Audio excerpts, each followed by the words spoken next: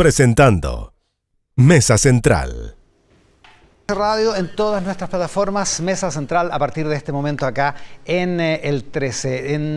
Vamos a iniciar, antes de las entrevistas que siempre caracterizan el programa, con Diego Quesada, que está en Beijing, a donde ha llegado en la noche ya en esa zona del mundo el presidente de la República, Gabriel Boric. Diego, cuéntanos qué es lo que cómo ha sido este día en China y la llegada del presidente a la capital china. ¿Cómo estás, Iván? Muy buenos días.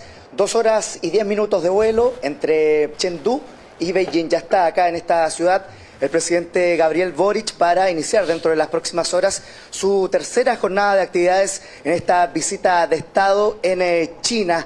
Participó durante las últimas horas de distintas actividades en la ciudad de Chengdu, entre ellas el inicio, la inauguración de la Chile Week, la Semana de Chile, una importante instancia de promoción también para el comercio y las inversiones en nuestro país. En ese sentido, durante estos primeros 2 días de actividades del presidente Gabriel Boric en China, ha hecho especial énfasis, también considerando que este país es el principal socio comercial de Chile, que el intercambio comercial vaya más allá, que los lazos también se afiancen en relación con la innovación, el conocimiento, también la cultura.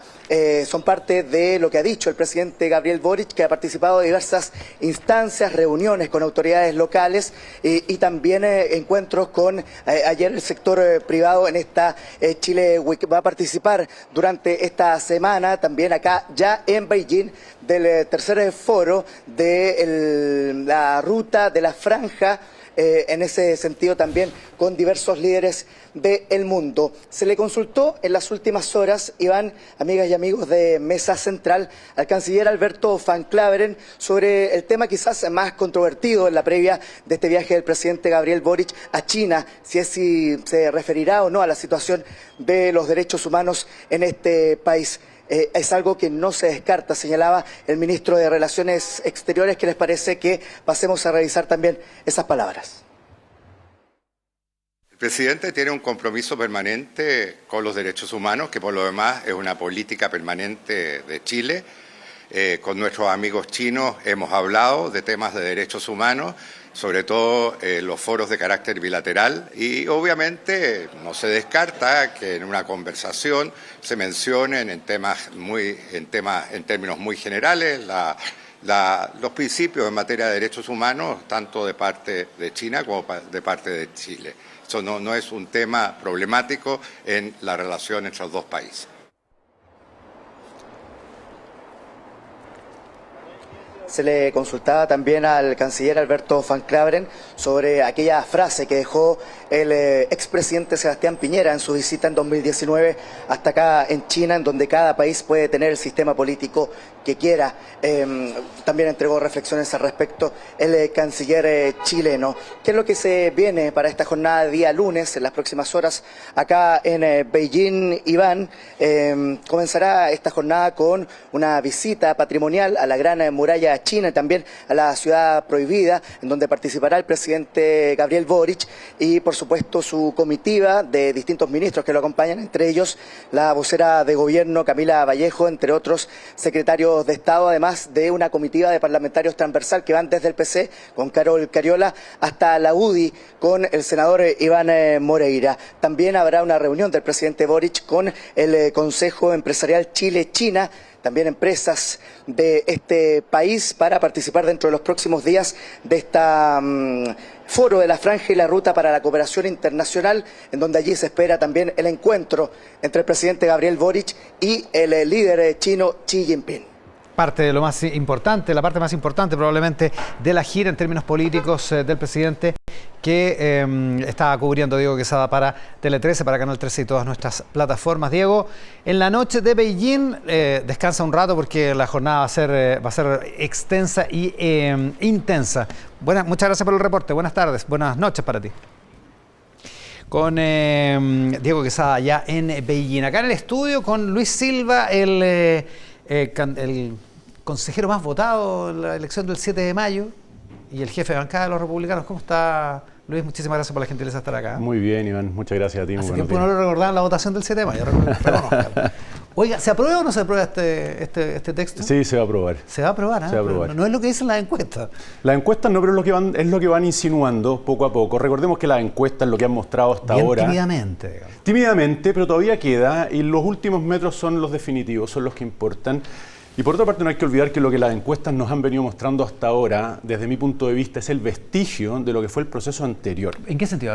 Dejó un hastío en la población, un escepticismo frente a lo que realmente un proceso constitucional puede ofrecerle a sus dolores cotidianos tan grande, que tiene una desconfianza natural hacia cualquier nuevo proceso que prometa en una nueva constitución solucionarle sus problemas de la vida diaria. Y eso es lo que han mostrado las encuestas hasta ahora. Lo que está pasando, y es lo que yo creo que se va a agudizar, es la conciencia de que este proceso realmente se ha llevado de una forma muy responsable y está terminando en un texto que le hace sentido a una enorme mayoría de chilenos y chilenas. Y van a decir, mira, esto no solo es suficiente para dar vuelta a la página, no solo es mucho, mucho mejor que lo que nos ofrecieron los constituyentes del proceso anterior, sino que también es mejor que la Constitución actual, en cuestiones tan sensibles como seguridad, orden público, estabilidad política, medio ambiente, estabilidad económica y fijar las reglas, o mejor dicho, dar certidumbre de las reglas que nos rigen, también para incentivar la inversión que hoy día ha escapado y nos tiene medio estancados. Ahora, eso se parece harto a lo que se decía cuando terminó el proceso de la convención antes del plebiscito, es decir, que había cosas que le hacían mucho sentido a la gente, que si la gente se enteraba y se descartaban las fake news, ¿se acuerda de esa época? Sí, perfecto. Ya, si se descartaba todo eso, la gente se iba a convencer, iba a aprobar en ese momento. Ahora usted está diciendo que si la gente compara el texto, si lo valora en su mérito, tendría que votar a favor, pero bueno, eso no ocurrió la otra vez, digamos. Es que yo creo que lo que ocurrió la otra vez es que cuando se empezó a conocer los contenidos del texto, es decir, se separa la atención del discurso y se centra en lo que era importante, que era el texto, se produce ese desbande en las encuestas que termina en el rechazo. Aquí está pasando exactamente lo contrario. Hasta ahora ha habido una tensión que se explica muy grande en el proceso, en el cómo se ha llevado, en el quiénes lo han llevado, pero paulatinamente la atención se va centrando en el texto, ¿no? A mí me gustó mucho lo que decía, por ejemplo, en su entrevista de hoy Sebastián Sichel, en la tercera. Decía, mira, yo voy a votar a favor porque, cierto, hay un 10% que no me gusta de lo que está quedando, pero hay un 90% que me gusta, ¿no? Y creo que eso es lo que van a decir muchas personas cuando se vayan enterando del contenido. Sí, Sichel también dice, voy a votar a favor, a pesar de José Antonio Caz, en una entrevista de la tercera de hoy, de la Gloria Faúndez. Bueno, es cierto, es raro es que Sichel y Cast coincidan en algo, ¿no? Bueno, y eso es lo que te demuestra que este es un texto que va mucho más allá de las caricaturas que se han tratado de instalar. Este es un texto que le habla... El rodeo no es una caricatura que... Pero el rodeo ya no está en la Constitución. Sí, pero estuvo. Estuvo efectivamente, y a nosotros no nos da problema en nada, porque el que haya salido es justo lo que busca un proceso como el que tenemos. Es decir, cuando uno compara el inicio de este proceso con las normas que propusieron los expertos en el anteproyecto, con lo que está quedando hoy día, no puede sino concluir que es un texto que se ha ido puliendo, que se ha ido abriendo a un arco cada vez más amplio de ciudadanos. Allá que usted citó a Sichel también dice... que que él va a votar a favor a pesar de los gustitos republicanos, los gustitos ideológicos que se quiso dar al Partido Republicano, entre los cuales está el tema del aborto. ¿Cuál es realmente la diferencia y la importancia entre la palabra quién y la palabra qué para efectos del artículo famoso de la ley protege la vida de, ahora en el texto ya aprobado, ya definitivo, de quién está por nacer? Ninguna. ¿Ninguna? La diferencia es ninguna desde el punto de vista del alcance de la norma. Y aquí yo solamente voy a invocar, porque creo que la autoridad de este columnista es suficiente para despejar cualquier incertidumbre. No me va a decir que va a citar a Carlos Peña. Efectivamente, voy a citarle a Carlos Peña ya, porque no es sospechoso. Cuando el republicano empieza a citar a los liberales, ya, ¿en qué mundo vivimos? Bueno, es simplemente una prueba de la transversalidad del texto que te demuestra que en el quién no va a haber ningún cambio práctico respecto de lo que hay hoy día. Y te lo voy a señalar con un ejemplo reciente de la Comisión de Expertos. Pero si no va a provocar ningún cambio, ¿para qué hacer Porque nos parece interesante, por la deriva cultural que estamos viendo en Occidente, reforzar una convicción que está en las bases de nuestro ordenamiento jurídico, que es que aquello que se está gestando es alguien. Es simplemente eso, ¿no? Y quiero demostrártelo con un ejemplo. ¿Que es una persona? que es sujeto de derechos, que es un ser humano. Ahora, si tú quieres dividir entre sujeto de derecho, entre persona y ser humano, bien, hay unas consecuencias que a mí me parecen indeseables. Usted sabe mucho mejor que yo, usted sabe mucho mejor que yo que la persona es una construcción ideológica, legal, y el ser humano es una construcción biológica y, si se quiere, espiritual, digamos. Efectivamente, si la pregunta son es... cosas distintas, digamos. ¿Estamos claros? ¿Son cosas Sí, distintas? la pregunta que yo te hago de vuelta es: ¿a quién le vas a dar tu protección? ¿A la persona o al ser humano? Esa es la pregunta que importa, y nosotros queremos dársela al ser humano. Y te voy a dar un solo ejemplo que ilustra lo irrelevante que es la distinción. Ahora la comisión de expertos, la izquierda, dentro de la comisión de expertos, tuvo la oportunidad de reemplazar el quién por el qué. Porque una parte de los comisionados de derecha, de centro derecha... quería volver a la redacción original. Exactamente. Que es la que existe en la exactamente, Constitución la que actual. existe en la Constitución actual. Propuso reemplazar el quién por el qué. Y la izquierda no le dio el voto. ¿Por qué no se lo dio? Porque ellos simplemente quieren eliminar la referencia a la protección de la vida del que está por nacer. Les da lo mismo si es qué o quién. ¿Y por qué les da lo mismo? Porque entienden no que entre quieren el que quién y exista el el qué artículo, no hay ninguna diferencia respecto a la ley de aborto. No hay ninguna diferencia. Respecto a la posibilidad de, en el futuro, si gana una mayoría política la posibilidad de hacer una ley de aborto libre, ¿también se podría hacer? Mira, en ¿Con esta democracia redacción? las discusiones creo yo que nunca están cerradas, pero sobre el futuro yo no puedo pronunciar. No. Es que no le estoy preguntando sobre el futuro, le estoy preguntando si hipotéticamente alguna vez hubiera una mayoría política que está a favor de una ley de aborto libre, con este texto constitucional, ¿sería posible que esa mayoría política se expresara en una ley? Bueno, eso es hablar sobre el futuro, pues, Iván. No, pero estoy Es un preguntando escenario hipotético. sobre este texto. Lo que es hipotético es la mayoría política. Lo que no es hipotético es la posibilidad. Déjame abrirte esa posibilidad con un siguiente ejemplo. Hace décadas atrás, con lo que decía la Constitución, en principio la posibilidad de abrir el aborto estaba cerrada. Y sin embargo, sin tocarle una coma a la Constitución, la posibilidad se abrió. Creo que te da pista sobre lo que pero podría pasar. hay una consejera republicana que dijo que lo que se buscaba era impedir de todas maneras que se avanzara alguna vez hacia un aborto libre. O sea, poner una No sé quién barrera. dijo eso, en todo caso eso es algo ¿Cómo que... se llama María de los Ángeles López. Ya, pero respecto de lo que haya dicho eso, o sea, lo que haya dicho ella, no puede ser sorpresa para nadie, porque todos saben que en el Partido Republicano siempre se ha defendido la vida del quien está por nacer desde el momento de la Por concepción. supuesto que no es sorpresa para nadie que usted piense eso, o que ella piense eso. No, por supuesto que no es sorpresa. Lo que llama la atención es si el intento es bloquear una determinada política pública en el futuro. Sí. A menos que usted considere que una ley de aborto libre no es una política pública. En todo caso, Iván, a mí me parece que los signos que estamos viendo hoy día, la temperatura que está empezando a tomársele en el proceso, ha dejado esta cuestión de lado. Y me parece que lo que ocurrió en la comisión de expertos es la confirmación de que este ya deja de ser un tema relevante a la hora de decidir si vamos a votar a favor o en contra de este texto. Para el oficialismo no parece así. ¿eh? A mí me parece que para el oficialismo ni esta ni ninguna otra son razones que puedan determinar su cambio para votar a favor.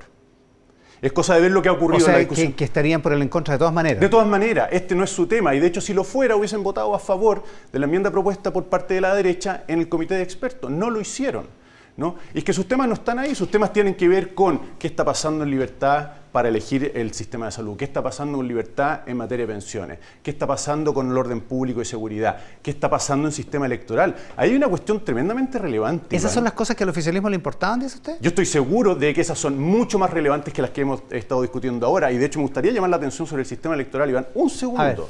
Porque una de las grandes causas que nos tienen donde estamos, desde el 2019, y si quieres retroceder un poco también, a mí me gusta ir hasta el 2017, cuando por primera vez llega un Congreso con la nueva ley electoral. A mí me parece que en la discusión constitucional en la que estamos no se ha puesto suficientemente atención en ese factor, que esta Constitución viene a enmendar de una forma bastante robusta, no solo porque reduce el número parlamentario a 138, lo cual obviamente facilita la conversación no solo entre ellos, sino con el Ejecutivo, sino que además reduce el número de escaños, lo cual propende a partidos políticos más robustos, que al final le van a dar estabilidad al sistema. Es decir, que el Congreso y el Congreso con el Ejecutivo van a ser agentes mucho más ágiles para tramitar las soluciones que demanda la ciudadanía. Si uno ¿Y de usted los dice que al grandes dolores oficialismo no le gusta eso? Claro que no le gusta. Pero sí. los expertos oficialistas sí votaron por una modificación al sistema político más o menos sustantiva y en la misma línea de lo que usted está escribiendo. Perdón, ¿en el proceso actual o ¿En el proceso actual? el 2015? No, en el proceso actual. ¿En quiénes estás Los pensando? expertos, los expertos que en el anteproyecto... Cierto, o sea, votaron por el umbral. Votaron en su por el momento, umbral, votaron por varias distinciones. efectivamente, digamos. pero ninguna de esas, y de hecho, desde mi punto de vista, la omisión a la rebaja del número parlamentario y a modificar el número de personas que se eligen por distrito es bastante sintomática de que la izquierda no estaba dispuesta a entregar aquello que de manera más robusta introducía un cambio eficaz en el sistema político, entregándole mayor estabilidad. ¿Por qué? Porque todos sabemos que la reforma electoral de 2015 a quienes más benefició es a los partidos o asociaciones políticas o formas políticas marginales dentro de lo que entonces era el escenario o el paisaje político. Ahora, con umbral de votos para la elección eso se soluciona, digamos, no es necesario bajar No el número de... simplemente, o sea, cierto que es una medida eficaz, pero mucho más eficaz es reducir el número de escaños por distrito. Y eso lo estamos haciendo. Y te añado una última cosa, Sí, Iván. digamos que es bien popular, digamos. Es muy popular. Reducir el número de cargos es bien popular. Pero en este caso coincide lo popular con lo que técnicamente es relevante. Y te menciono un último detalle, que es que desde la Constitución se está entregando al CERVEL la distribución de los escaños, cuestión que en Chile no ha pasado nunca. Hasta ahora lo que siempre ha pasado en Chile es que cuando hay una reforma al sistema electoral y concretamente al número de parlamentarios, son los mismos parlamentarios los que deciden dónde van. Cuestión que es como pasarle el cuidado a la pescadería al gato. Sí, pues, ahora es estamos verdad. diciendo al CERVEL, un órgano no solo técnico, competente, sino autónomo, que nos diga cuántos diputados por distrito a lo largo de todo Chile, considerando que el total son 138. Parece sensato. Oiga, dígame una cosa. ¿Hay en republicanos la idea de, ¿cómo decirlo?, enervar al Partido Comunista y al Frente Amplio de tal modo que de obligarlos a votar en contra? No. ¿No? No, yo creo que ese va a ser el resultado natural de un proceso llevado adelante responsablemente y con una fina atención a lo que quiere la ciudadanía. ¿Sabe por qué le pregunto? Porque ¿Por qué? Domingo Lovera, lo conoce usted, Sí, ¿cierto? muy Que es bien. el comisionado experto de Revolución Democrática, en el Mercurio de hoy, dice una entrevista de Cecilia Román y Eduardo Monroy, dice, se echa en falta honestidad, dice, sobre todo cuando sobre cuánto se abrieron esos espacios de conversación para obtener un acuerdo amplio del texto, ¿no? En el caso del Frente Amplio y del PC, nosotros vimos prácticas y se nos dijo textualmente que con nosotros no se iba a conversar. Me consta que no es la actitud de Chile Vamos, pero Republicanos dijo que no pasaría más allá del Partido Socialista. Nunca hubo un ánimo de que esta fuera de una propuesta susceptible de ser abrazada por todos los sectores. Es bien grave la acusación, digamos. Pero es falsa. ¿Cómo? Es falsa y te lo voy a decir, Miéntelo, te lo voy a decir con un solo ejemplo. Yo personalmente participé en una comisión pequeñita que se armó para destrabar algunos nudos en materia de la comisión número 2, que tenía que ver con Poder Judicial, Tribunal Constitucional, Banco Central, etc. En el otro lado estaba Domingo Lovera, entre otros. Éramos 6, si no recuerdo mal, 3 y 3. Y llegamos a acuerdo. Pregúntenle a Lovera si es que, por ejemplo, una cuestión que puede parecer completamente accesoria a la discusión, pero sé que para él es importante, si la potestad de implementación que tiene el presidente de la República respecto de las leyes que tiene que ejecutar no es algo que responde a lo que a ellos les interesaba.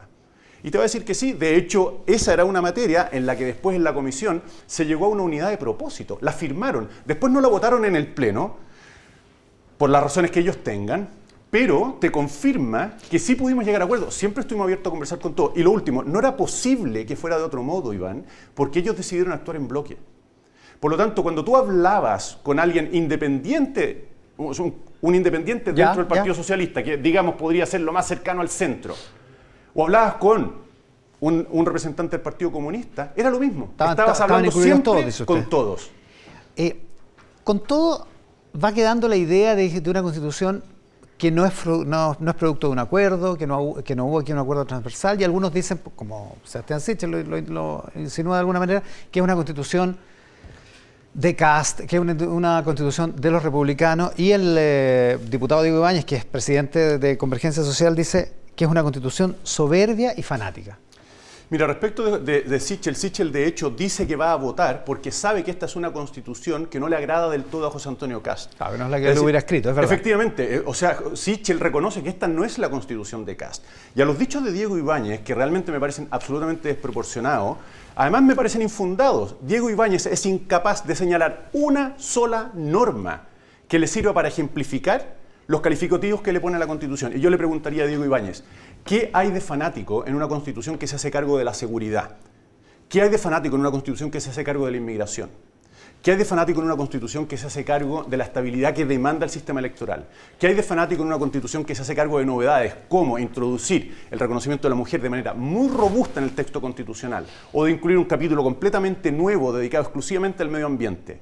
¿Qué hay de fanático en una Constitución como esa? Señor Diego Ibáñez, responda a la pregunta, por favor.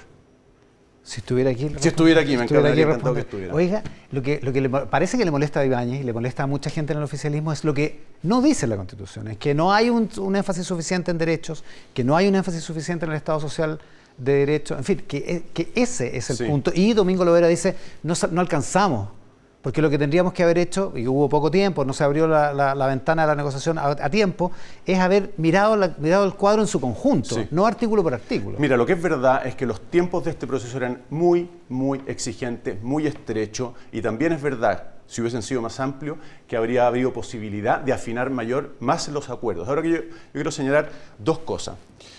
La primera es que cuando se habla de acuerdos, ¿no?, muchas veces se esconde detrás, especialmente cuando viene de la izquierda, una constitución a la medida. Eso es lo primero. Es decir, ¿a la medida de quién? De la izquierda, por supuesto, del que está demandando acuerdos que no se dan, ¿no? Eso es lo primero. Y lo segundo es que cuando se habla de transversalidad, muchas veces lo que se esconde detrás es la unanimidad. Es decir, aquí hay dos eufemismos. Es que en la comisión experta se dio esa unanimidad. Claro, pero es que la dinámica te impulsaba eso. Pero una vez que se introduce en el proceso lo que estaba previsto que ocurriera, que es la participación de un órgano electo por la ciudadanía y por lo tanto representante, ¿no?, de los resultados electorales, era evidente, ¿no?, que si ahí habían unas mayorías, esas mayorías se iban a reflejar en la discusión constitucional. Y es lo que pasó. Yo simplemente quiero llamar la atención sobre dos eufemismos que están presentes o han estado presentes en el discurso de la izquierda y que son: uno, acuerdo, léase constitución a mi medida; dos, transversalidad, léase unanimidad.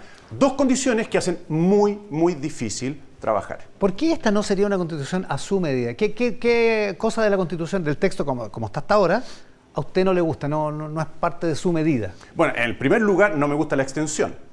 O sea, la muy larga. Demasiado larga, sí. Yo siempre he sido partidario de una constitución mucho más corta. Dadas las condiciones del proceso, era muy difícil que así ocurriera.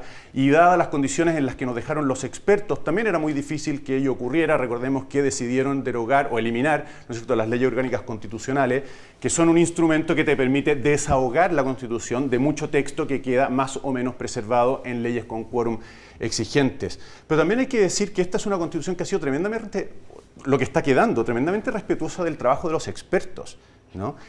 Yo creo que hoy día nadie puede, con razón, decir que en el Consejo desmantelamos lo que los expertos habían hecho, ¿no? Y hay muchos detalles. Pero cambiaron 2/3 del texto.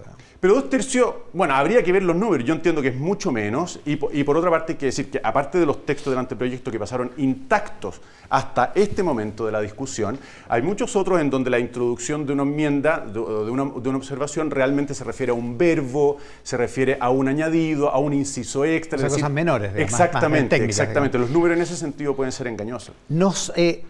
Así como están las cosas, y el oficialismo todavía no lo decide, hay otros que ya están tomando posiciones en el a favor,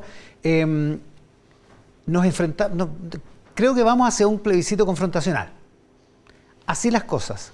¿Eso le hace bien o le hace mal a la legitimidad de este texto? Es que habría que precisar qué quieres decir con confrontacional, porque si con confrontacional significa que nos vamos a un plebiscito en donde hay dos opciones y hay que elegir una, bueno, esa es... Bueno, es de suyo... Exactamente, es la definición de un plebiscito. Téngame un poco más de fe. Ya, y entonces yo te pediría que me explicite un poco más qué quiere decir confrontacional. O sea, que es un plebiscito donde no hay un acuerdo sobre el texto, donde hay un sector del mundo político, desde el centro hacia la izquierda, sí, que no está de acuerdo con el texto, que no lo representa y que muy probablemente va a ir por la opción en contra. En ese caso, dividido en dos mitades. Esto no es el 62, no es el plebiscito de rechazo del 4 de septiembre del año pasado. Esto es otra cosa.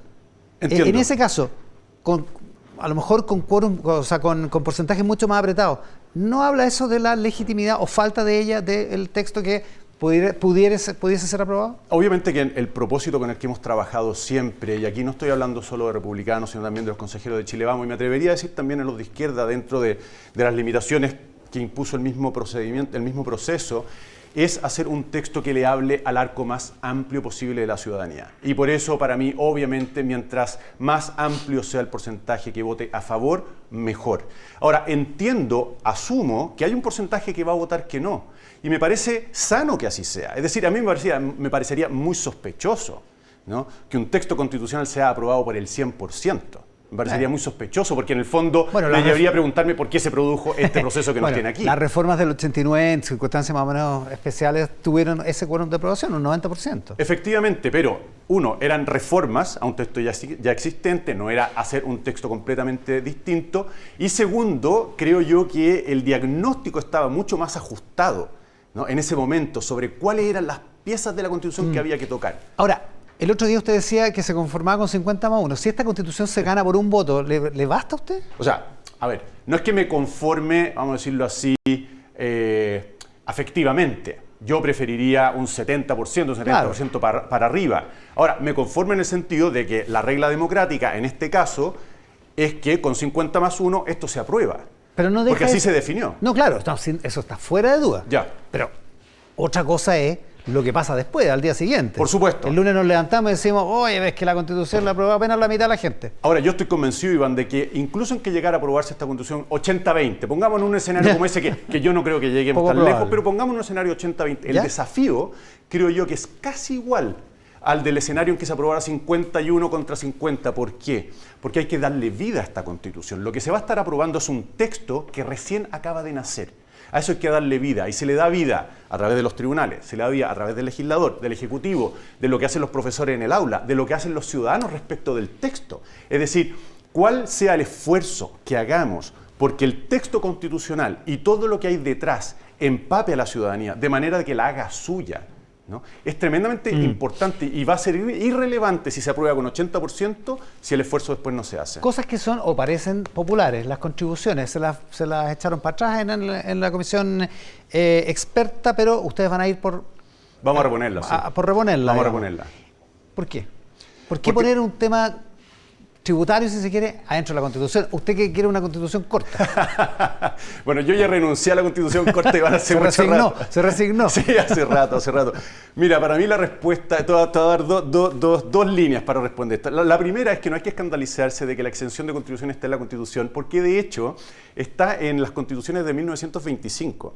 La Constitución de 1925, cuando separa a la Iglesia del Estado, incorpora al texto constitucional explícitamente, hasta el día de hoy, la exención de contribución a los templos religiosos. Por lo tanto, si es materia constitucional o no, debiéramos decir, dada nuestra historia, que sí lo es, ¿no? Eso es lo primero. Y lo segundo, a nosotros nos parece que la exención de contribuciones es el complemento indispensable, ¿no?, para un nuevo derecho fundamental que ha venido a incorporarse al texto, que es el derecho a la vivienda.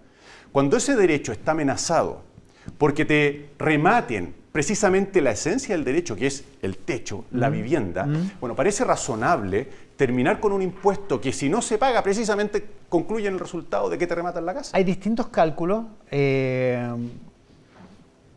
escuchado en fuentes del Partido Republicano algo así como 480 millones de dólares por año. Hay otros cálculos de unos 2.000 millones de dólares por año. Como sea, igual es una buena cantidad de plata. ¿Cómo la van a reponer? ¿Cómo la van a refinanciar? Porque es plata que sale del fisco. Mira, yo honestamente no tengo la respuesta, pero sí soy tremendamente optimista. Pero estamos claros que la van a reponer, digamos, la plata. Sí, no, estamos claros. O sea, uno, si de no... que vamos a reponer la enmienda, de que vamos a reponer la exención de contribución en el texto de la Constitución. Y dos, que tenemos que hacernos cargo como país, obviamente, de que lo que deje de percibirse por ese impuesto y que afecta al fondo municipal se saque de otra parte. No, eso absolutamente. Ya, o sea, se queda neteado. Absolutamente. En ese sentido no tiene costo fiscal la medida. No debiera tener. O sea, van a subir un impuesto para compensar a otro. Bueno, subir los impuestos no es la única manera. Uno y el más... que no le gusta, pero ya. No. Aparte, pero me parece mucho más urgente el hacer un uso más eficiente de los recursos públicos. Ya, pero generar crecimiento económico. Ya, pero estamos claros que hay que financiarlo. Sí, absolutamente, y de hecho nos hacemos cargo de esa hipótesis con una disposición transitoria que dice que hay un plazo para implementar la medida de manera a asegurarnos de que cuando se ejecute no se perjudique a las municipalidades. Según Sichel, ya que usted lo citó, el gustito ideológico de republicano, la objeción de conciencia institucional. ¿Desde cuándo acá las empresas, el Canal 13 puede tener objeción de conciencia?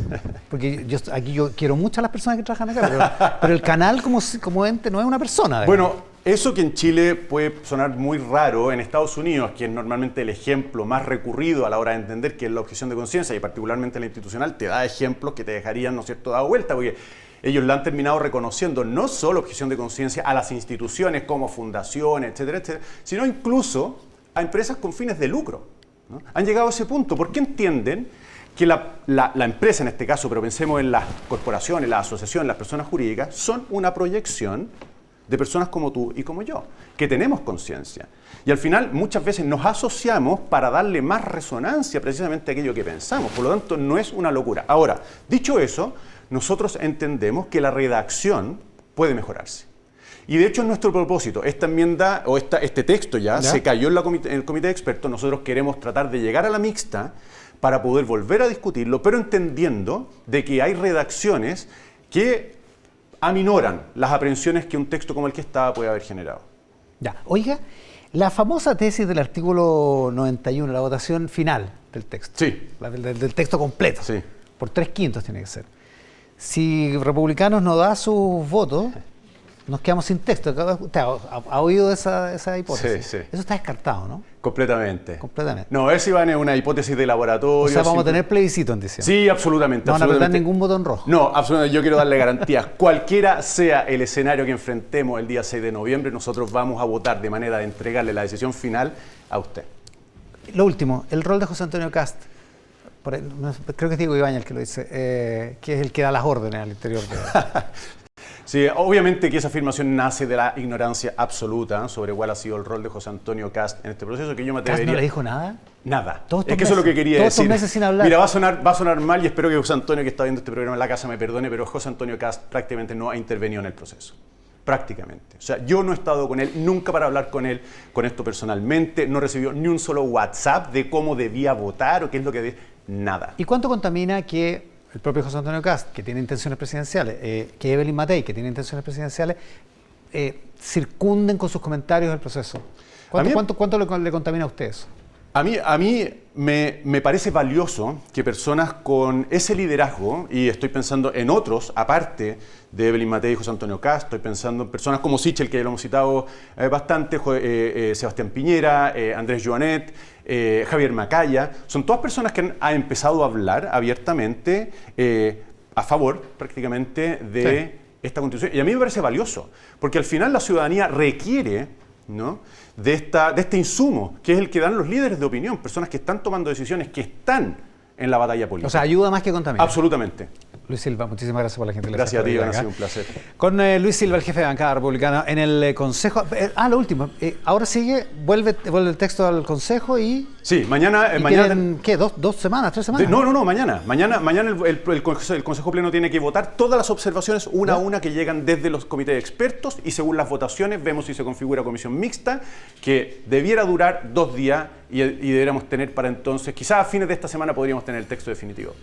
¿Ya a fines de esta semana? Sí. Ya, rápido. Ojalá. Bien rápido, ya. Muchas gracias. A ti, Iván. Con Luis Silva, el jefe de bancada republicana, esta mañana acá en Mesa Central. La pausa y estamos de vuelta. Hablamos del estallido social, de una muy interesante encuesta. Hablamos de actualidad política al regreso acá en Mesa Central por el 13 y todas las plataformas.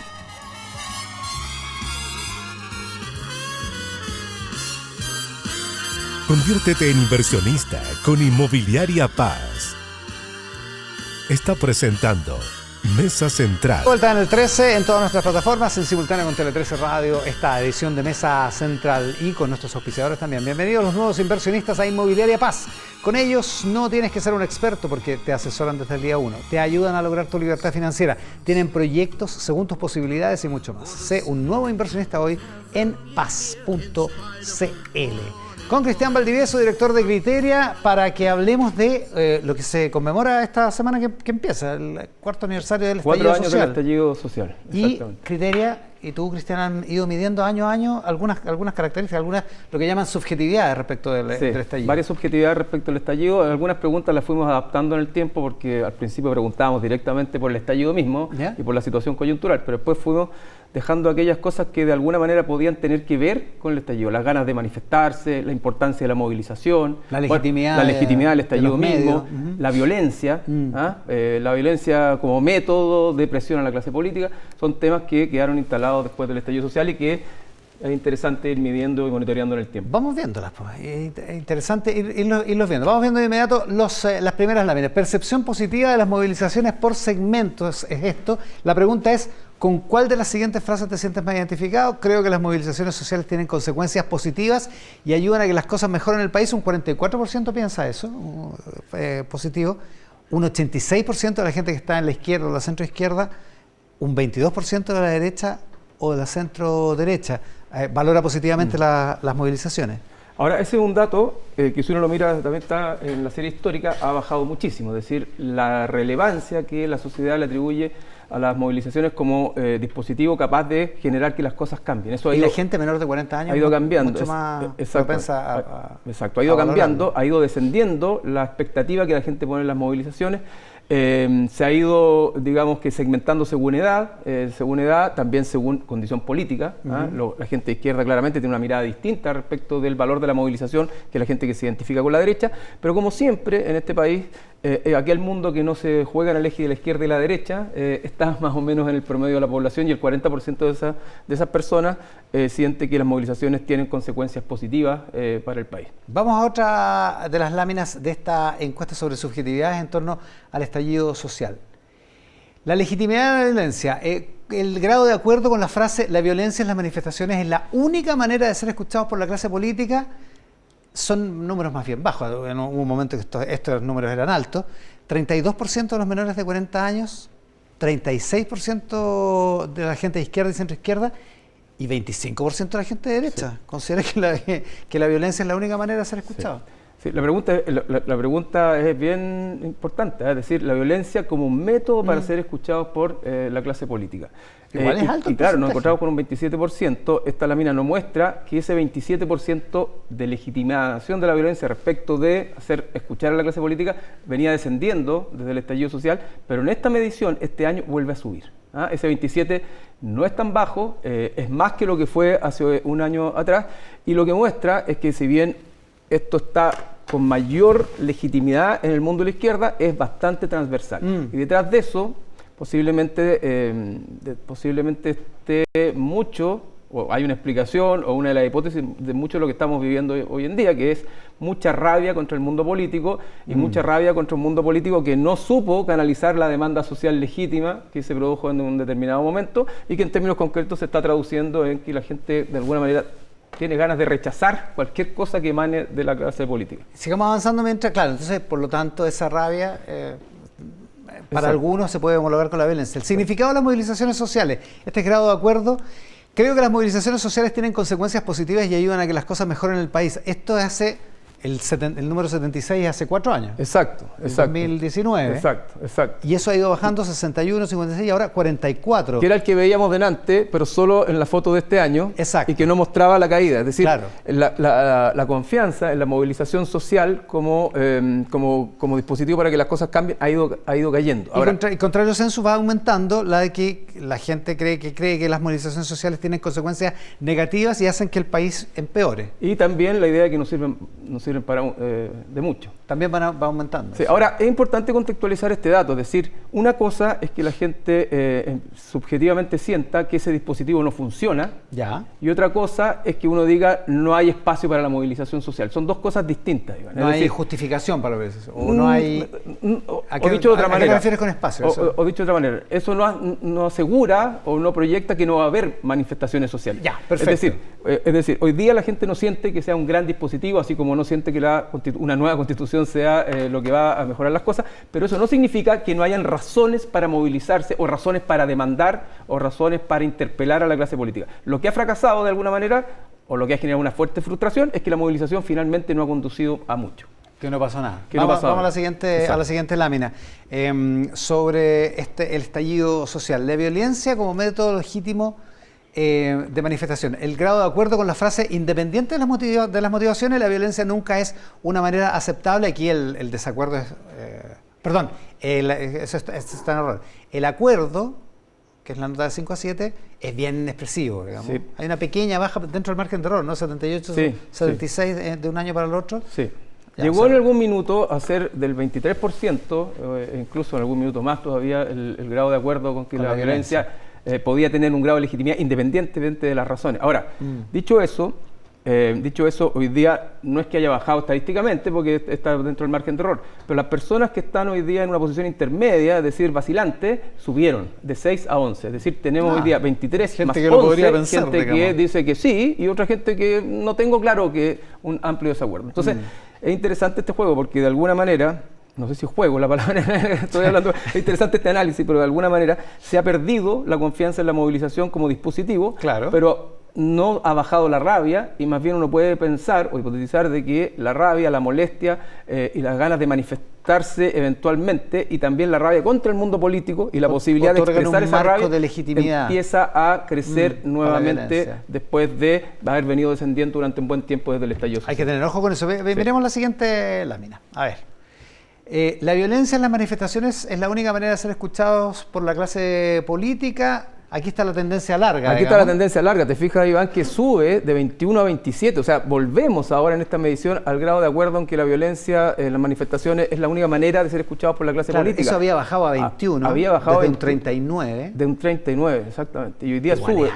Y sube los que están en la duda de 10 a 12, pero también sube significativamente en términos estadísticos de 21 a 27 los que están de acuerdo con esta idea. Es decir, hoy día empieza de nuevo a sentarse una idea de que no hay otra forma, todavía no es mayoritario, nunca fue mayoritario, pero todavía no alcanza niveles preocupantes, pero parece ser que se empieza a instalar esta idea de que no hay otra forma de presionar a la clase política que no es movilizándose, manifestándose e incluso presionándolos con la fuerza física. O sea, esto es un indicador de frustración. Esto es un indicador de frustración, pero también un indicador de que se está acumulando rabia nuevamente. Rabia que está ensimismada en las personas porque la movilización no moviliza porque hay frustración, pero al mismo tiempo se empieza a acumular. Y cuando se acumula la rabia, bueno, tenemos pasan cosas, dos opciones. Uno se encapsula, la gente se ensimisma, vive sola su problema, pero cuando encuentra un espacio de expresión muchas veces y donde los problemas míos parece que no son solo míos, sino que son de varios más, bueno, hay espacio para la movilización y empieza a agitarse la cosa. Las causas pueden ser distintas.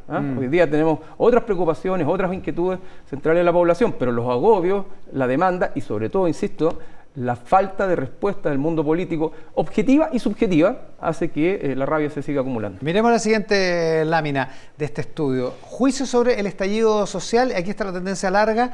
Entre el 2020 y el 2024, el estallido social fue más bien positivo para el país. Baja de 67 hace 3 años a 45.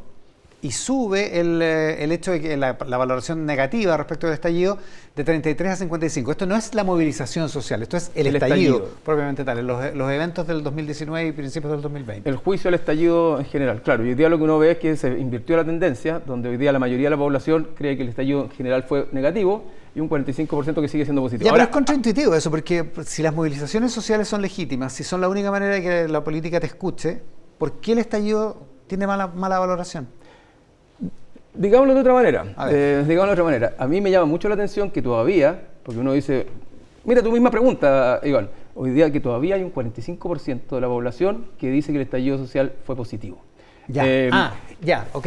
Porque uno dice, bueno, esto es la izquierda. Bueno, la izquierda es un 30% la que está hoy día dura con el presidente Boric, pero esto es un 45%. Entonces el contrafactual es, o la contrapregunta que uno puede hacerse es, ¿qué es lo que hay ahí que a lo mejor no estamos viendo, quienes nos preguntamos y suponemos que esto debiera estar mucho más bajo respecto al estallido? Y una de las hipótesis interesantes de explorar es que, durante el estallido, la sociedad civil, la población en general se sintió muy, pero muy protagonista, un protagonismo que mantuvo durante el plebiscito de entrada. Se podrá decir que era voto voluntario, no obligatorio, pero todas las encuestas mostraban que el total de la población quería hacer un cambio constitucional, que en gran medida valoraba la idea o el resultado específico del estallido en términos de presionar a la clase política, y al mismo tiempo que la gente separaba los actos de violencia de la demanda que consideraba legítima. En el tiempo, el relato dominante, si tú quieres, que se ha ido instalando hegemónico, es que ambas cosas no son separables y que la demanda generó también la violencia. Pero todavía, cuando tú conversas más cualitativamente con mucha gente, en general el estallido se separa en dos situaciones. Y la parte de la demanda, la parte de la presión, el momento donde la sociedad tuvo mucho protagonismo y la clase política se echó para atrás. La marcha de la Plaza Baqueano. Y la clase política efectivamente se echó para atrás. Sí, bueno, fue un momento que la gente valoró y valoró mucho. Y eso es lo que genera hoy día la frustración, porque la frustración tiene que ver con el fracaso constitucional inicial, que era un fracaso de las mismas personas. Entonces hoy día la frustración es con el mundo político y también con la sociedad civil, que no fue capaz de tomar la oportunidad que tuvo también. Y de concretar los cambios, de constitución, pensiones, en fin, todo eso. Nos quedan una más, me parece, ¿no? Existen motivos para... esta está buena. Existen motivos para... También está buena, por eso. Existen motivos para movilizarse. Hoy día existen motivos para que la gente siga manifestándose en las calles. Aquí, bueno, sube de 64 a 67%. Hay 2 años ahí, claro. Hay 2 años. Entre el septiembre del 21 y octubre del 23. Muy mayoritariamente, alrededor del 70% de los menores de 40 años piensa que existen razones para seguir manifestándose. En la izquierda baja prácticamente 11 puntos. Pero sigue siendo muy mayoritario. Pero en la derecha y centro derecha sube de 33 a 60% gente que considera, el 60% de la gente derecha considera que hay motivos para manifestarse en las calles.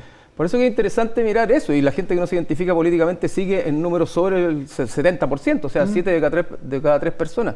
Entonces, evidentemente esto nos está mostrando que la gente no ha visto que haya avances después del estallido, que responsabiliza en gran medida la falta de avance del estallido al mundo político, y que hoy día transversalmente hay distintos motivos eventualmente para movilizarse. Evidentemente mucha gente que se identifica con la derecha hoy día, cuando tú haces una indagación de tipo cualitativo, bueno, esta gente te dice que está agobiada por la delincuencia, agobiada por el problema económico, y que esas son razones para salir a interpelar al mundo político. Entonces, puede ser distintas las razones, pero el método, el mecanismo es el mismo. Entonces, si sumamos 3 cosas, hay motivos para manifestarse, hay una suerte de vuelta de legitimidad, de legitimación de la violencia para presionar a la clase política, y después que la movilización ha ido disminuyendo en intensidad y la sensación es que hoy día está menos energizada, uno dice, bueno, probablemente esto está encapsulado por eso, porque la gente dice, bueno, es difícil, la movilización no va a conducir a nada, pero las razones que podrían llevar a movilizar, las razones que podrían llevar a la gente a expresarse, a demandar, siguen estando ahí. La última lámina. Con Cristian Valdivieso, director de Criteria. Hoy en día existen motivos para que la gente siga manifestándose. La misma afirmación y el grado de acuerdo o desacuerdo entre septiembre del 2021 y octubre del 2023, y también sube de 60 a 67%. Vuelve a subir, exactamente. O sea, hoy día hay motivos para manifestarse, no hay energía para hacerlo porque no hay confianza en las movilizaciones. Pero la energía de pronto aparece de distintos lados, claro, y muchas veces la rabia se expresa de distintas maneras. Y bueno, estamos, claro, con menos manifestaciones, pero con mucha energía que empieza a salir individualmente también. O sea, y con la gente encontrando muchos motivos. Muchos motivos, o sea, toda esta discusión respecto a la autotutela, las ganas de la gente misma de salir a defenderse por sí sola, te habla de una sociedad que sigue muy angustiada, que sigue muy enrabiada, muy distante del mundo político, y que hoy día, más que buscar soluciones colectivas en la manifestación, empieza a buscar soluciones individuales. Esto puede tener un correlato en el plebiscito del 17 de diciembre, pero te propongo que lo conversemos en el siguiente bloque. Se nos unen ahí Quique Mujica y Pepe Out con Cristian Valdivieso, director de Criteria. Seguimos en el análisis de la política y de la actualidad en esta mañana de domingo. De vuelta en Mesa Central por la pantalla del 13, en simultáneo con Tele 13 Radio y todas nuestras plataformas y nuestros auspiciadores. Te pillé. Sí, Te pillé. El sistema de seguridad preventivo que mantiene a su empresa y su hogar protegidos contra la delincuencia. Te pillé es tecnología antidelincuencia, servicio de vigilancia tecnológica con audio disuasivo a las 24 horas del día. No sea usted la próxima víctima y contrate su tranquilidad en tepillé.cl. No grave robos, evítelos con Tepillé. Decíamos que estábamos conversando con Cristian Valdivieso, director de Criteria, en el bloque anterior, que se unía en Quique Mujica. ¿Cómo estás, Quique? Buenos días. ¿Qué tal? Muy buenos días. Buenas tardes, ya a esta altura en realidad. Pepe Out, ¿cómo estás? Buenas tardes. Muy bien. Y dejábamos planteado un tema con Cristian en torno a las subjetividades del estallido social y de las movilizaciones, y si el estado de ánimo que describía Cristian puede influir o cómo va a articularse en el plebiscito de diciembre, Cristian. Bueno, lo que nosotros vemos es que ya está influyendo. Es decir, esta disposición mayoritaria en contra tiene muy poco que ver con el texto, con los contenidos, y tiene mucho que ver con la rabia con el mundo político. Y si uno escucha a los actores políticos hablando de la favor o del contra, lo que uno encuentra que son puros actores políticos, muy distinto a lo que pasó en la fracasada convención anterior, donde el rechazo y el apruebo trataron de articularse sobre la sociedad civil y no sobre los políticos. Entonces acabamos de ver como conversamos, de ver a Luis Silva, muy elocuente respecto de las bondades que él ve en el nuevo texto, pero hablando de que los voceros de esto son Sebastián Piñera, Evelyn Matei, Javier Macaya, y a la gente eso no es que les guste porque el proceso querrían que fueran mucho más ciudadanos. Claro, confío en la tesis del liderazgo opinión, digamos. El liderazgo opinión, claro. Pepe, ¿cómo lo ves tú? Y lo veo del mismo modo. En realidad, la legitimidad social del proceso creo yo que está puesta en cuestión. Es la élite la que va a intentar convencer a la gente. Es casi exactamente el reverso del proceso anterior. La gente tratando de convencer a la élite. Por supuesto, la suerte no está echada. No creo que la suerte esté echada. Va a haber una disputa intensa, pero si hubiera que proyectar hoy día, naturalmente la desconfianza en el proceso va a primar. La gente, mira, va a costar mucho dar vuelta la opinión de la gente porque está basada en un descrédito. No está basada en una opinión precisa de cómo se resolvió determinado tema, sino más bien en un descrédito. Parecido a lo que pasó la otra vez, digamos. Quique. Sí, aquí yo creo que va a haber el bloque de derecha que va a favor, claramente. Yo creo que va a estar toda la derecha alineada, salvo, digo, de la élite, no estoy pensando en el votante de derecha, que hasta ahora, según la encuesta Criteria que hizo Cristian, hay un 27% de indecisos todavía en la derecha. ¿En la derecha? En la derecha. Están 51 apoyos, 23 en contra y 27 indecisos. O sea, y hay un pedazo de la derecha que no sabemos de qué tamaño es, que está en contra también. Claro, Eso, y 25. 23 está en contra, hoy. O sea, la semana pasada. Entonces, ya, por un lado, la izquierda yo creo que va a estar alineada en contra. No veo ninguno que se descuelgue ahí. Y la pregunta del gobierno. El gobierno va a ir por el rechazo, porque la presidencia no se la van a creer. No, porque la presidencia es una cuestión formal, de que el presidente tenga injerencia o no tenga injerencia en el proceso. Pero eso, formalidad, tiene otra cara que en la política. Y entrevista a Iván Valenzuela a Gabriel Boric. ¿Usted qué va a estar? No, presidente. ¿Pero cómo va a estar presidente? Cualquier guiño, mueca, señal, va a tener claro que Boric toma posiciones. Y no lo veo votando a favor. ¿Cristian? No, tampoco. No. A ver, yo creo que hoy día la cuña fácil sería decir este proceso está cerrado, el triunfo del en contra está a la vuelta de la esquina y por lo tanto cerremos por fuera y esperemos el triunfo del rechazo. O del en contra. Pero todavía, como decía aquí, que hay una masa de personas que no saben o indecisos, que hace pensar de que esto se podría eventualmente reordenar de otra manera. Según la general, según tu encuesta, 34% está indeciso hoy. Sí. 34. ¿Eso alcanza para dar vuelta? Bueno, 34 más la otra diferencia dependiendo de lo que haya, y algunos de derecha deben dar si se terminan alineando o no con la postura de José Antonio Kast. ¿Sí? Yo creo que esto no está cerrado, decirlo sería una cuña entretenida, pero creo que puede pasar hartas cosas. Los ciclos políticos y electorales hoy día son cada vez más cortos, las subjetividades cambian de manera importante. Ahora, yo sí creo que diga lo que diga el gobierno, la sociedad va a pensar que el presidente Boric está en contra. Sí. Cuando fue el plebiscito de entrada, acuérdense que estaba el gobierno de Sebastián Piñera, tenía ministros que decían que estaban a favor de una nueva constitución. Claro. Lo decían públicamente, pero nosotros le preguntábamos a la sociedad y la gran mayoría decía el gobierno está en contra de una nueva constitución. Claro. Y de repente llamaban ministros y decían, oye, pero nosotros hemos dicho, bueno, pero es que la subjetividad mayoritaria está puesta ahí. Ahora, ese público de derecha, 27% indeciso, cada vez que Jadwe llama a votar en contra, ese se puede ir dando vuelta. Si se polariza ese público de derecha, decirse que me tapo la nariz, voto a favor de esta cuestión, estoy pensando en el votante de derecha, porque de esta gente indecisa hay gente que la mayoría son apolíticos. Pues, bueno, si no tienen... ese es el punto principal. Claro. Porque al final el electorado de derecha, aquel que se define de derecha, que se identifica con sus liderazgos, va a terminar respondiendo al llamado de sus líderes. Va a terminar votando a favor. Va a terminar votando a favor, naturalmente, y el de izquierda va a terminar votando en contra. Tal vez no Tere Marinovich, digamos, pero... Claro. Tal vez no. Tal vez. Y si es que, vamos a ver, el punto es el electorado que no tiene definición política, que es, por lo demás, el electorado mayoritario. La mitad de la gente no se define de izquierda, centro y derecha. Y esa gente tampoco le hace mella si el gobierno toma posición a favor o en contra. No va a actuar por reflejo opositor. Aunque no le caiga bien el gobierno. Aunque no le caiga bien el gobierno, porque bueno, en general tampoco le cae bien la oposición. Yo creo derechamente que de hecho tampoco están viendo este programa. No, estamos ante un plebiscito de resultado incierto. De verdad. Eso es noticia. Porque estamos ¿qué fecha estamos? 15 de octubre. 15 de octubre, noviembre. Faltan 5 semanas. Faltan 5 semanas, es decir... Para que termine el proceso. Sí, digamos. Pero para la elección faltan 2 meses. Faltan 2 meses. 2 meses. Y campaña de un mes. Y además franja. Con hechos previos que van a nublar la politización, la comunicación, en fin. Estamos... ¿Cuántos días faltan? 2 semanas para el inicio de... ¿De qué? ¿De los no menos, una semana. No, el viernes empiezan. El viernes, bueno, justamente. Y eso, por supuesto... Vamos a estar 3 semanas transmitiendo los Panamericanos. 3 semanas transmitiendo los Panamericanos. Por lo tanto, vamos a estar fuera del aire. Por lo tanto, la campaña propiamente tal va a ser muy corta. Sí, y después aparece el viejo Pascuero. Va a ser un raid. El 1 de diciembre aparece el viejo Pascuero y la gente entra en otro modo. Teletón lo tenemos, ¿no? Sí. Teletón. También tenemos Teletón. Sí.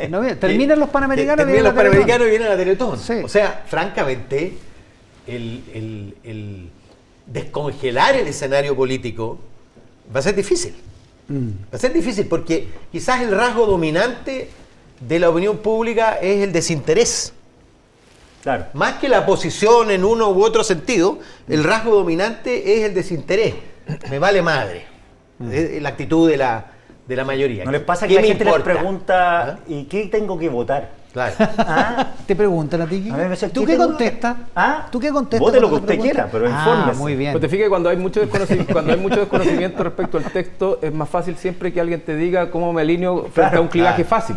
Y eso va a ir probablemente estrechando las cifras, como dice Pepe. Ahora, para descongelar esto y efectivamente producir, para intentar dar la vuelta, esto tiene que bajar desde el mundo político, porque vimos la rabia que hay con el mundo político, a la sociedad civil. O sea, la campaña del rechazo, la campaña del apruebo, la que ganó y la que perdió, estuvieron estructuradas sobre la sociedad civil. Es decir, acá si esto sigue estructurándose en torno a lo que plantean los presidentes de los partidos, los líderes de los partidos, los que hablan contra la derecha o contra la izquierda, en vez de poner el tema, están sonados, no se va a dar vuelta. Es el mejor negocio para los que están en contra. Ahora es decir, que esto no baje de ahí y se genere una suerte de reyerta política entre los políticos, porque eso es lo que la gente querría salir a castigar. Y si eso es lo que termina leyendo, va a ganar el en contra mayoritariamente, no contra el texto, no contra el contenido, porque ni siquiera se va a conocer, contra el proceso y contra los políticos. Si la política aquí que sigue enfrascada en si Miguel Crispi tiene que ir a declarar a la comisión de la Cámara de Diputados...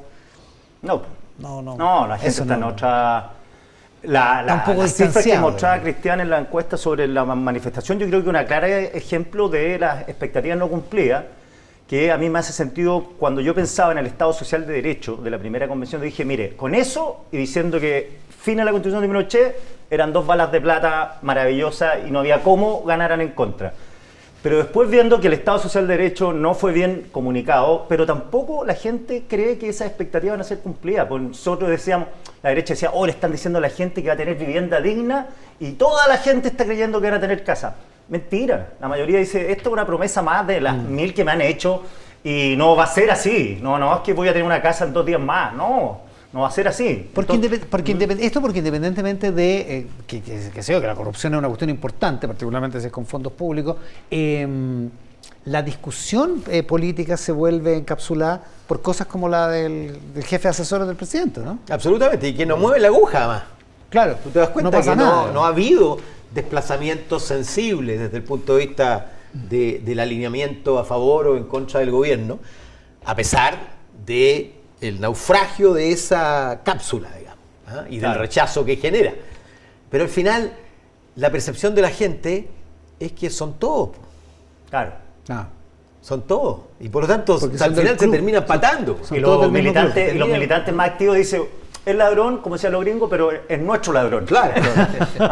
Entonces no me muevo de la votación. Boric no se ha movido la aguja mayormente con todo el caso de Democracia Viva. Por eso que la lógica de hablarle al 30% rinde, y eso es lo que estamos enfrascados, una lógica muy polarizadora. Claro. Y por lo tanto el en contra va a sacar de todas maneras al menos un 30%, y eso ya para mantener el nicho ya es suficiente. Y todo lo que de ahí hacia arriba puede ser útil. Sí. Ahora, yo creo que si uno baja un minuto la pelota al piso, si aquí gana el en contra mayoritario y por las razones contra la clase política. Aquí lo que van a perder son todos los partidos tradicionales. Es decir, los no incumbentes, el Frente Amplio, entra al gobierno y ya se mete en temas de corrupción, democracia viva, y la gente los mete al mismo paquete los otros. Republicano, que venía de afuera también, es dueño del proceso constituyente, si esto fracasa, bueno, tampoco fueron capaces. Bueno, ¿y quiénes van a rentabilizar este odio o esta crítica transversal al mundo político? Las zonadas populistas, o sea, al otro lado de la cordillera el próximo domingo, lo más probable es que Javier Milei salga primero. Alguien que no existía en el mundo político, que no tiene partido político y que se ha levantado contra la clase política. Pero siguiendo la línea que dices tú, hemos tenido la suerte, por decirlo de alguna manera, que ningún outsider se ha apropiado del en contra. Todos los que están en contra son los establishment total. O sea, no ha aparecido ni un Parisi hasta ahora que diga voten en contra, esto es pura porquería, todo esto está metido en este robo, y después se atribuye el 60%. Claro. Bueno, Meo está tratando de resucitar. Pero Meo es parte del mismo. De eso, anda en el mismo tren. Es cierto que anda en el mismo bote, pero él no actúa quiere. Como si estuviera en un bote distante. No. Bueno, está, la verdad. Está distante. Sí, claro. Claro, ahora yo creo que al final. Pero digo distante desde el punto de vista conceptual. No, claro. Él se pone fuera y todos nosotros. El Grupo Puebla es lo mismo que el Club de Golf Los Leones. Claro. Pero puede resucitar a través de eso, es una oportunidad y que la están buscando varios, creo yo. Siempre fue, claro, el Meo siempre se situó por fuera del escenario. Ahora yo creo que muchos la pueden estar buscando, pero yo creo que van a esperar el fracaso. Ojo, que acá una cosa es tratar de capitalizar antes y la otra es capitalizar después y decir inútiles, inoperantes, han gobernado de izquierda, han gobernado de derecha, 4 años perdidos, con 2 procesos constituyentes fracasados, no han sido capaces. Hemos gastado mucha plata en esto. Ya, pero déjeme devolver al tema de Miguel Crispi, la discusión sobre si la ministra Camila Vallejo tenía que ir o no en la gira presidencial. Todas esas son cosas donde la oposición ha puesto ficha, pero no son fichas muy rentables, digamos, Yo creo que no parecen, digamos, muy rentables. Son vistas siempre como minucias de políticos peleando. Pecata minuta, como decía el presidente. Pecata, no quise. Parafrasear. No quise ser laguista. El laguista número 1, Pepe Out.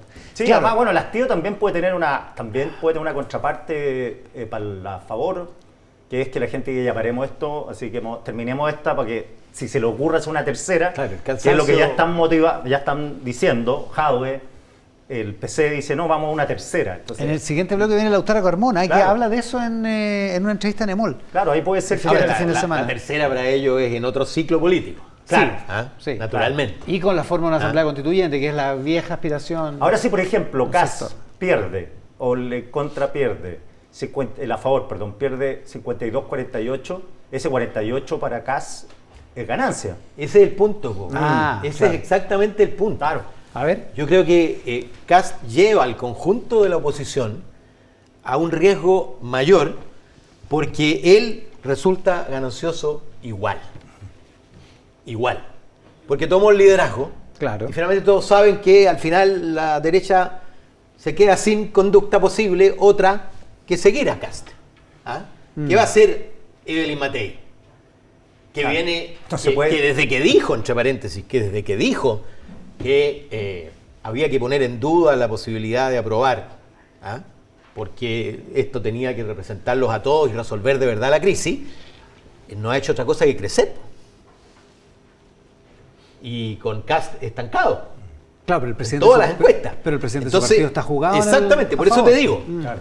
No tiene margen. Va a dejar sin margen a su principal contendora.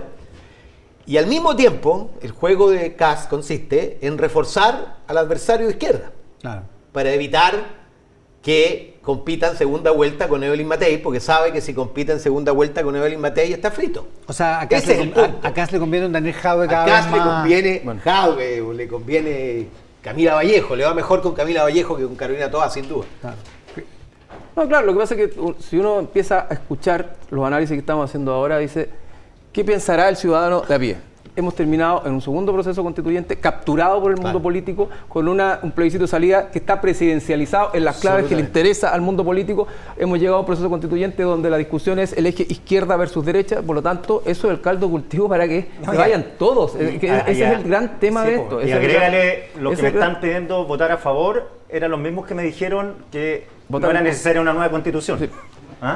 Claro, lo más raro. Claro, los líderes de la favor son los que me dijeron que era inútil el proceso constituyente. Eso de jugar con la subjetividad y con la paciencia de las personas es muy complejo, porque aquí lo que se vendió en el segundo proceso era que iba a ser un proceso relativamente parecido al primero, fundamentalmente ciudadano, donde la sociedad civil iba a estar puesta con roles relativamente protagónicos. Lo que hemos visto ahora es que no pasó eso y al revés, está totalmente capturado por el mundo político, al punto que yo encuentro razón en lo que dice Pepe, que lo que se está discutiendo aquí es la posición en que va a quedar cada candidato presidencial a la salida de este plebiscito. Absolutamente. Que es un plebiscito constitucional. entonces, el problema que estamos es de un entuerto grande, donde además ni siquiera hay acuerdo en el mundo político de que si gana el apruebo, listo, nos quedamos con la Constitución y se cierra el problema. La izquierda ya está diciendo que no. Y si gana el rechazo, bueno, tampoco la derecha va a querer otro proceso. Entonces, 4 años donde finalmente no hemos vuelto ni siquiera al punto de partida, porque estamos peor. Y la gente no se responsabiliza de lo que ha pasado, ni se culpa por el estallido social. Responsabiliza a la clase política y al mundo político. Pepe, que habrán sido 4 años de distracción. Claro. Finalmente. La percepción de la ciudadanía es: nos sacaron a pasear para alejarnos del hervidero del estallido, cosa que efectivamente se logró, pero 4 años paseando, y 4 años gastando, y 4 años sin encontrar una solución verdadera. Y suma 10 años sin crecimiento. Yo creo que buena parte del estallido social está relacionado con ese problema. Que la fiesta... Cuando has ido creciendo sostenidamente y de repente te pega un frenazo. No es que no nos gustaba la fiesta, es que a la fiesta no nos invitaron, no nos van a invitar. Y nosotros queremos estar en la fiesta porque están pasándolo súper bien ustedes. No hay canapé suficiente. Pero separaron los crecimientos, 10 años sin crecer, sin sueldos mejores, sin mejores pegas. Entonces, bueno, toda esa mezcla es pésima. Y la política con la cabeza intoxicada en otros lados y la gente pensando cómo volvemos a crecer, cómo recuperamos el empleo, cómo dinamizamos la economía, etcétera, etcétera, etcétera. Agobiada cada vez más y en un escenario que es crecientemente complejo. Yo agregaría el tema del contagio. A ver. Porque los climas se contagian. Y va a ocurrir algo en Argentina. Y yo diría que el efecto de lo que ocurre en Argentina se va a sentir aquí. Se va a sentir. Porque va a llegar primero Milei, va a llegar tercero, ¿cómo se llama? ¿Bullrich o Massa? No, yo creo que tercero Bullrich. Bullrich, yo creo la Patricia Bullrich, sí. Y en la segunda vuelta, creo yo que no tiene ninguna posibilidad una candidatura desde el gobierno, porque las segundas vueltas siempre son un plebiscito a quien está gobernando. Y quien está gobernando en una situación de crisis económica disparada. Y de corrupción grosera. Si pasan Milei y Massa, dices tú el domingo, está ganada la elección. Esa es la mejor opción que tiene Milei, evidentemente. Y yo no descartaría que eso va a tener impacto. Sí. Bueno, si, oye, nos separa solo una cordillera y hoy día la cantidad de chilenos que va y viene. Espérate, el presidente más admirado en Chile es Bukele, que está lejos. Sí, claro. Y la gente habla de Bukele, o sea, con Milei que está al lado. Sí. O sea, Bukele claramente puede decir, bueno, si él hace lo mismo que Bukele y mete a todos presos, o sea... Claro que el foco de Milei no ha estado, porque además el problema principal de la Argentina... Es la economía. Es la economía, no y la es, corrupción. No es la seguridad. Y el robo con corbata. Claro, no es la seguridad, no es la inseguridad ciudadana que era el problema allá. Y aquí, a pesar de que las cifras son muy distantes respecto de El Salvador, el problema de la seguridad ciudadana es relevado como el principal por la gente.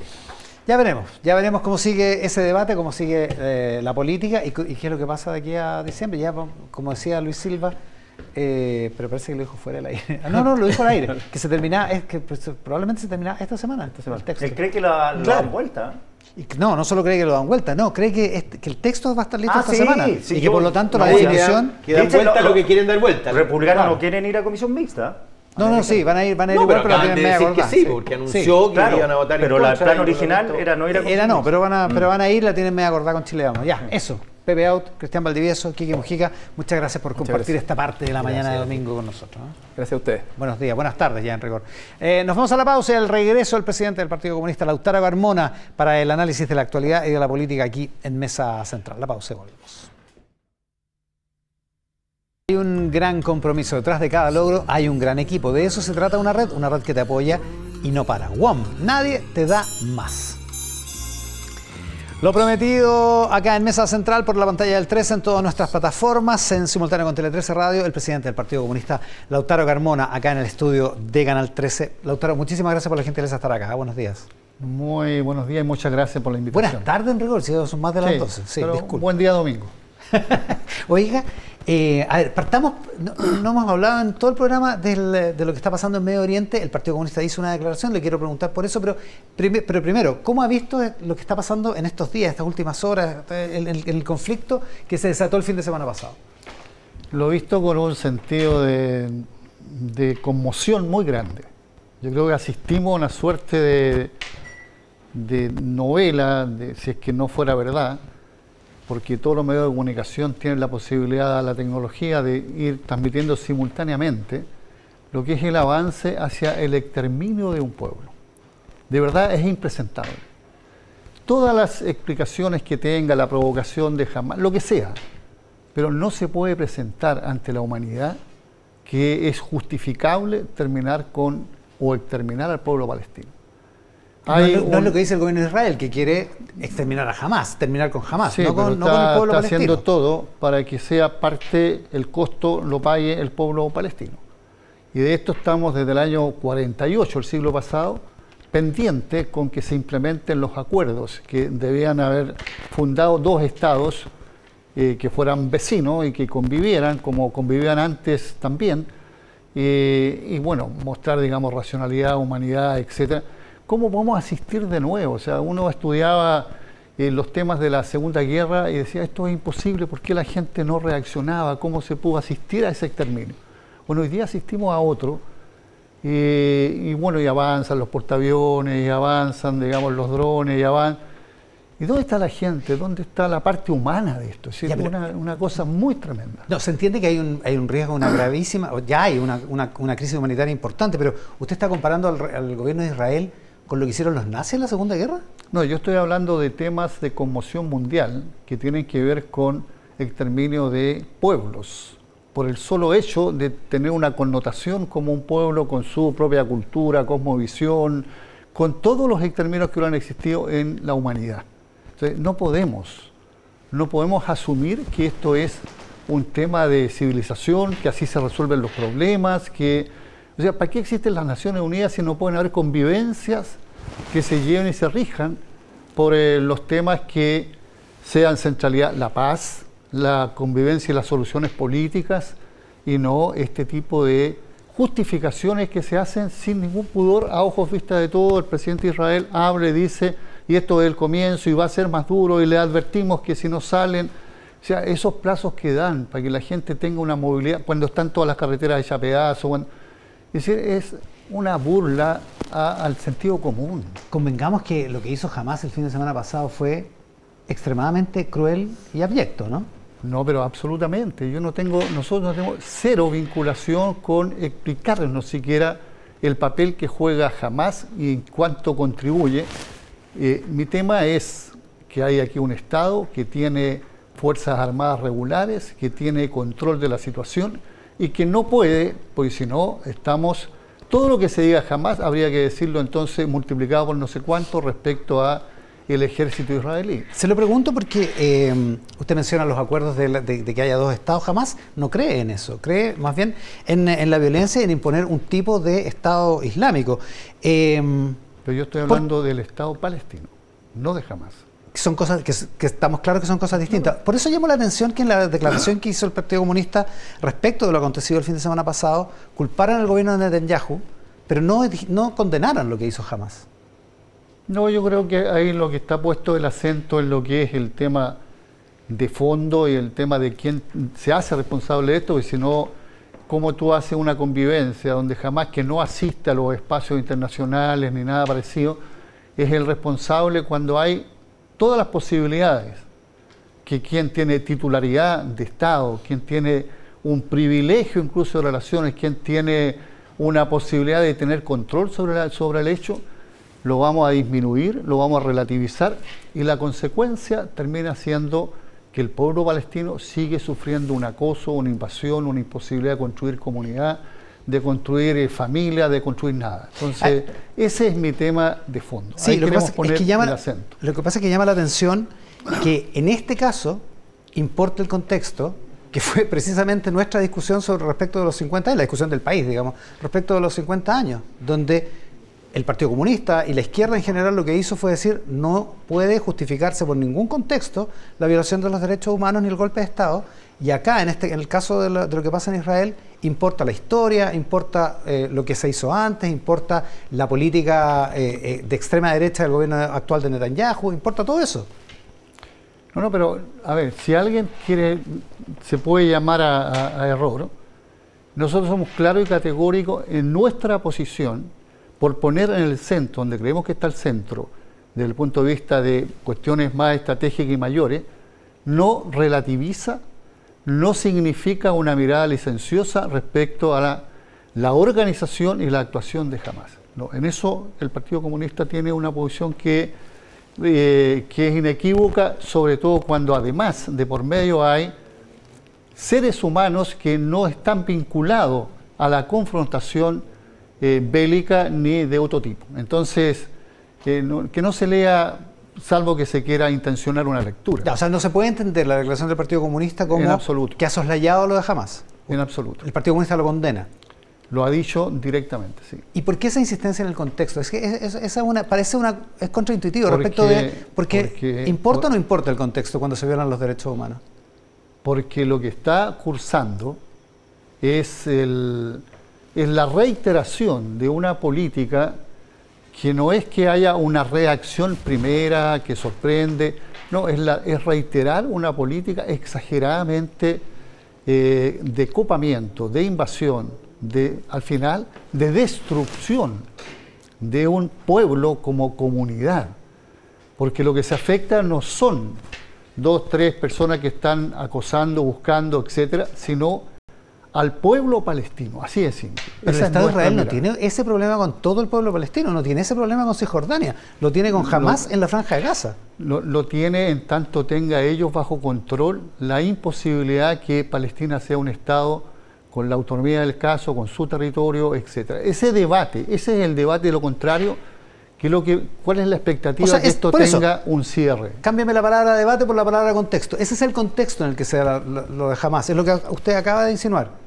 Entonces, ¿importa el contexto o no importa el contexto? Porque independientemente del contexto, las personas de Hamás, los militantes de Hamás que entraron al territorio de Israel la semana pasada, son responsables de sus decisiones morales, independientemente del contexto, ¿o no? Pero evidente, si nosotros no estamos, insisto, aquí hay un contexto que tiene que ver una no solución de una resolución. Hay un conflicto, evidente. De Naciones Unidas, pero un conflicto que no es entre pares. No son dos ejércitos encontrados entre sí.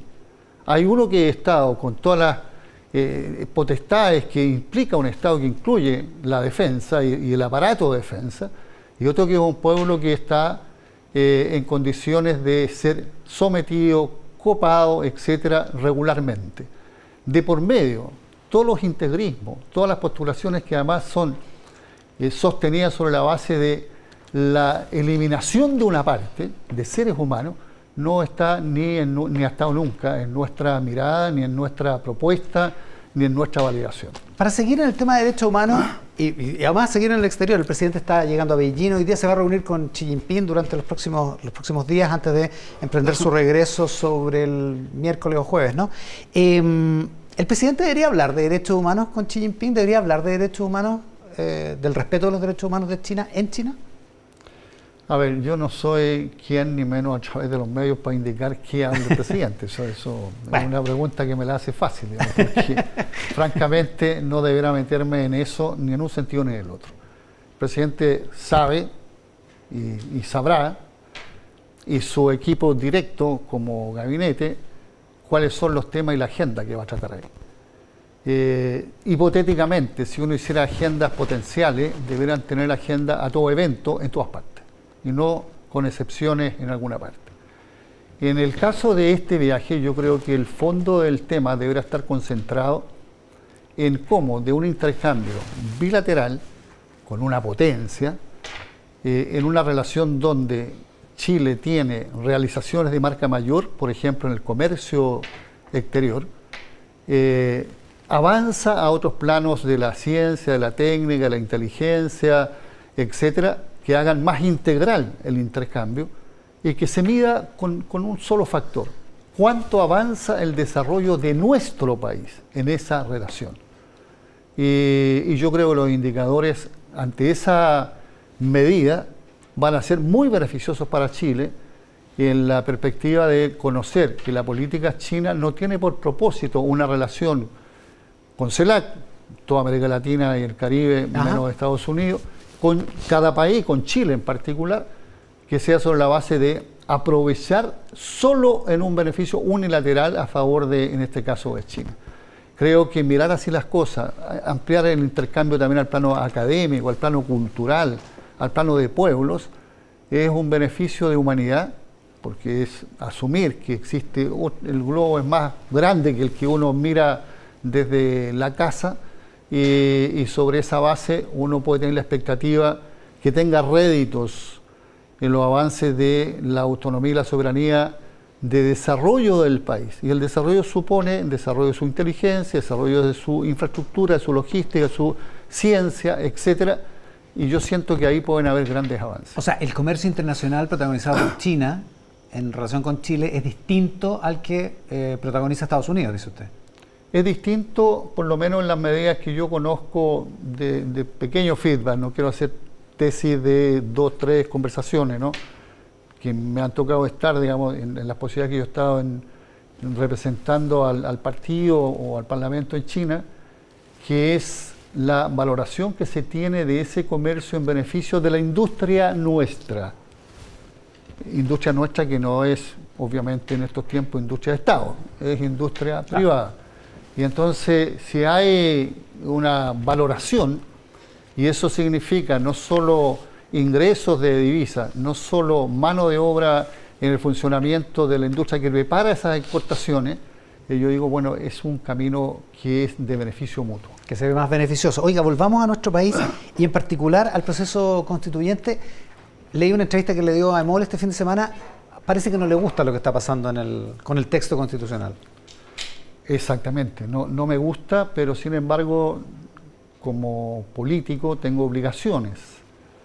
Primero, manifestar opinión respecto a fuente abierta. O sea, sería como raro decir, mira, voy a ver si me gusta o no, cuando en términos de información abierta todos los datos son que se ha instalado la propuesta casi restrictiva que levantó el Partido Republicano y se valida, digamos, con la mirada que tiene conjunto la derecha, o sea, incluyendo Chile Vamos. ¿Tienen derecho? Tienen derecho. Y se sostiene en una mayoría porque ganaron la elección fuera de lugar.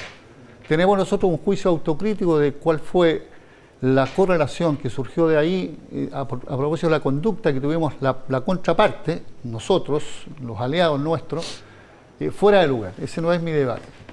Mi debate es que hay tanta conciencia a propósito de lo que fue el fracaso de la convención del 4 de septiembre, de que lo que está en juego no es construir, a decir de algunas lideresas de la propia derecha, una propuesta de gobierno, por más impecable que alguien la crea, sino es construir una constitución que tiene exigencias distintas, porque se trata de que sea a todo evento, desde el punto de vista histórico, sin saber quién va a ser gobierno mañana, pasado, etcétera, y que sea armonizador del cuerpo legal que después será votado según las correlaciones del Congreso cada tiempo. De eso se trata una constitución. Hay muchos que dicen que ahora piensan así, la izquierda del Partido Comunista, pero que en el proceso anterior no pensaban así.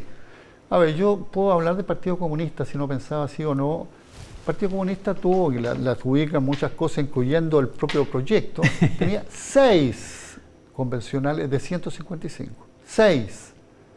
Ese proceso tuvo falencia no solo temática, sino que incluso de orden de un elemental esfuerzo de unidad entre los convencionales de este lado, digamos decir. Yeah. Y voy a descontar ahí todos los que son listas con grados de independencia, entre comillas, no, los que postularon los partidos. ¿Ya? No hubo esfuerzo en eso. Bueno, llegamos a lo que llegamos, entonces era una competencia que le concedía más a un sector a cambio de conceder, y terminamos en lo que terminamos como propuesta, en donde se perdió lo que era la esencia del tema y que sigue siendo la esencia a mi gusto, desde el punto de vista de la Constitución vigente, un Estado social y democrático de derecho. Eso es un paso de calidad adelante porque es el que da cuenta de que se cierre el capítulo del Estado subsidiario. Pero eso está en el texto de la nueva Constitución. No está en el texto del punto de vista de... O sea, explícitamente está, digamos. Del punto de vista no solo literalmente, sino del contenido real. Cuando hay un texto que puede decir que se garantiza un Estado social democrático de derecho, pero que constitucionaliza algo que no está en la Constitución del 80, por ejemplo, el sistema previsional o el sistema de salud privada, que yo no digo que no existan, pero no tiene por qué estar en la Constitución. Lo rigidiza mucho más que lo que estamos criticando del Estado subsidiario del año 80, que permite transformar derechos en mercancía. ¿Por qué otros aspectos usted dice que esta es una Constitución republicana, por decirlo de alguna manera? Aquí hay un alcance de nombres del Partido Republicano, así la Constitución es republicana. Claro, del Partido Republicano. Yo creo que lo que está del punto de vista de valórico, y sobre todo, más allá de lo valórico, casi de civilización, el avance que ha tenido, con todo lo limitado, los derechos de la mujer, entre otros, el aborto en 3 causales, entre otros, los derechos que tienen que ver con garantizar las obligaciones paternales que se tienen con los hijos, etcétera, es un retroceso ahí mismo, a los avances que... En el mismo lugar donde está usted, Luis Silva, el jefe de bancada republicano en el Consejo, dijo recién en el programa, durante este programa, que la definición que había respecto de la protección de la vida del que está por nacer o de quien está por nacer no influía en nada en el tema del aborto en 3 causales. Es la mirada que tiene el representante más importante del Partido Republicano en el plano constitucional y que yo cuestiono, porque si uno quiere de verdad que eso sea con transparencia, un dato duro, para que se pueda contabilizar dentro de una convergencia o una coincidencia contemporánea entre todas las miradas políticas, lo hace explícito, lo precisa y no deja la frase que botea la pelota y entonces el gran líder, José Antonio Kast, plantea: no se llamen engaño. Si ustedes están pensando que este tema va a quedar de parte nuestra relativizado, eso no será así. Y lo reiteró. Sí, lo dijo el domingo pasado ahí mismo. Públicamente. Entonces, yo solo estoy marcando posiciones más allá, digamos, del legítimo derecho que tiene a tener su mirada.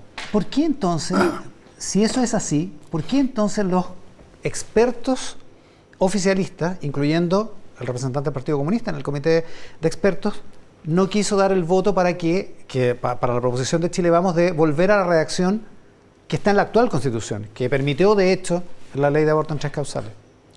La información que yo tengo de Alexis, que es el experto que representa al Partido Comunista, de otros expertos que compartieron, digamos, en este debate, es que la bancada minoritaria,